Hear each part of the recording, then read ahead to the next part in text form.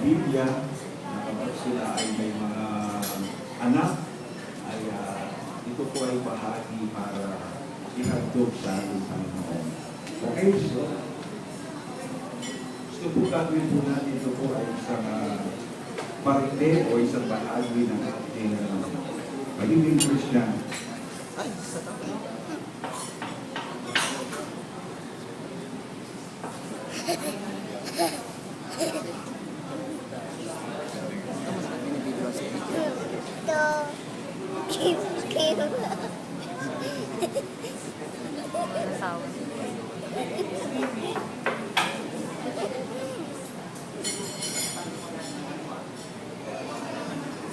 Okay, kasi wala tayong standard.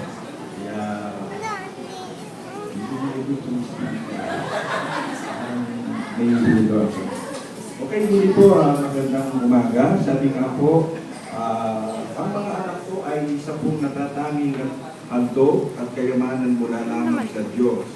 Sila po ay nagbibigay ng bagong sigla sa mag-asawa, katulad ng sinabi ni Jai, na nagbibigay sa kanila ng saya ang mga bata.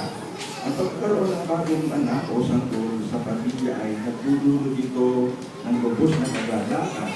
Hindi lamang sa mag-asawa, kundi maging sa mga malapit na kamag-anak, lalo-lalo na po sa mga lolo at mga lola nila. At bago pa man ipanganak ang sanggol ay ang paghahandog sa kanilang bagong anak ay kasama na sa mga plano ng mag-asawa. Nais nila ang buong kapatiran na katulad po kayo narito ay maging saksi sa gawain paghahandog sa bata. Kaya sabi ko kanina doon sa awit 127 verse 3, ang mga bata po ay ito yung sinasabing tunay na pagpapala. So hindi po sabihin, hindi po yung mga material na mga bagay ang pinakonsider po natin tunay na blessing. Kasi nga po, lagi po sinasabi sa aking pagpapedidik, kahit po isa yun ako pinakamayaman sa daigdig na wala po tayong anak, ay hindi po kumpleto yung blessing. Kaya nga po yung mga bata, sabi po sa Bible, ito yung mga tunay na mga pagpapala. Kung kailangan ingatan, kaya nga po ibibigay ng Diyos, ay ito po ay para maging mas matibay, mas masaya ang isang pamilya. Dito po pag isang pamilya yung walang anak, di ba lungkot? So kaya ang blessing na sinasabi ay ang mga sanggol. Kaya ito po ay dapat po natin talagang ingatan sila, mahalin, magkain, dahil ito po mga bagay o mga bagay nito ay kahit po sa Diyos. Kasi sa Bible po, sa mga babae na ang walang anak, sila malaki po kakitaan. Sila po ay parang walang silbi.